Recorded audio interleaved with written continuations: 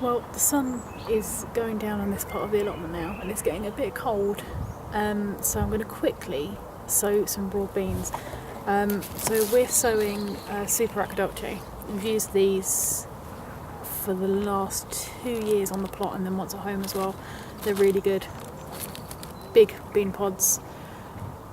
Aside from a few stolen last year from the mice, they generally fare pretty well. They don't need any support as such, however, if they tend to grow and support themselves.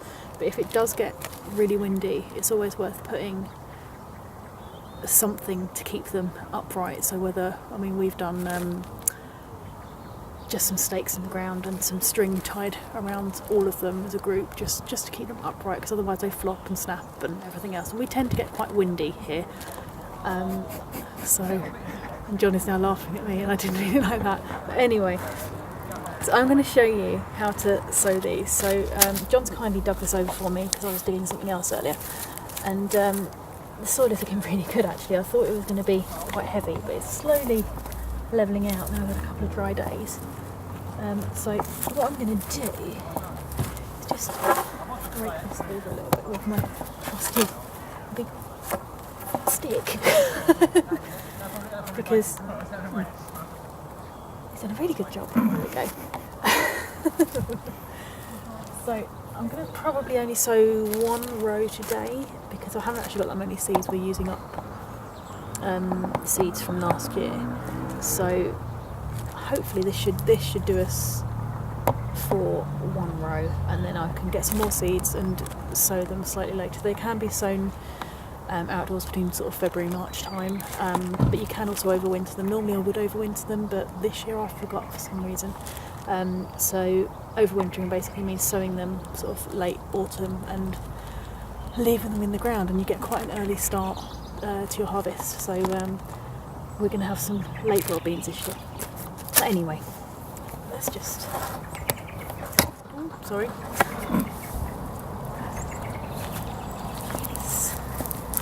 Right, you can see that our soil is quite heavy,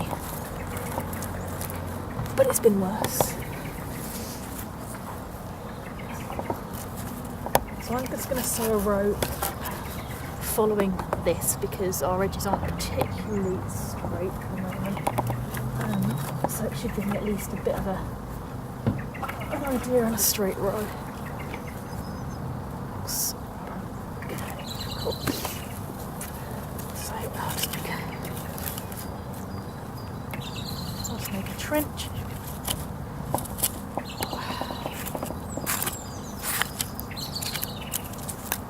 A wormy seedling worm. Got you. So, oh dear, right.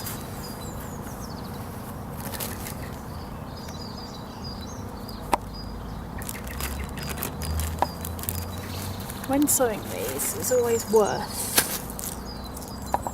sowing them on their side so they are upright if you can. They will sometimes get knocked over, but this just stops them from rotting. If they lay flat, there's more chance of them getting soggy and rotting rather than sprouting. So try if you can to keep them upright or upright. Before and after shot. Yeah. Good idea.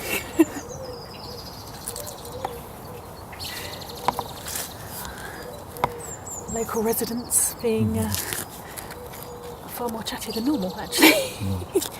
So I'm making these really deep now. Right. So I've got my row. Oh, another worm. The birds are waiting for these worms. I can hear them. So what we'll do is we'll just lay them. It's not so deep, actually. There we go. Like that. And I've tried doing 6 to 8 inches apart, just so that they're close enough to support each other, but not so close that they end up knocking each other over. They do get quite bushy.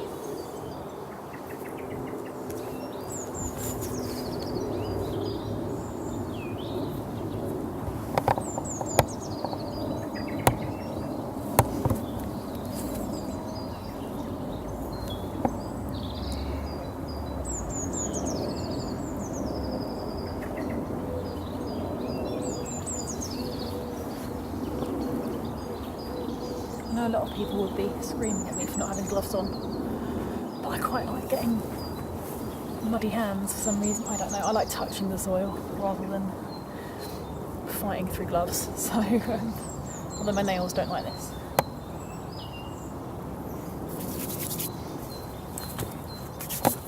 And then we'll just cover them over.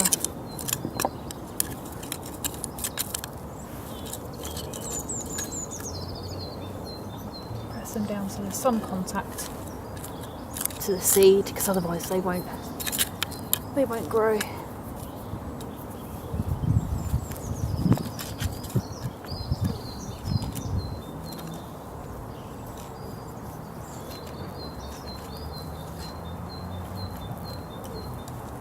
And then hopefully we'll have some nice broad beans when spring is over, and we can make some tasty broad bean recipes for you. Thanks for watching!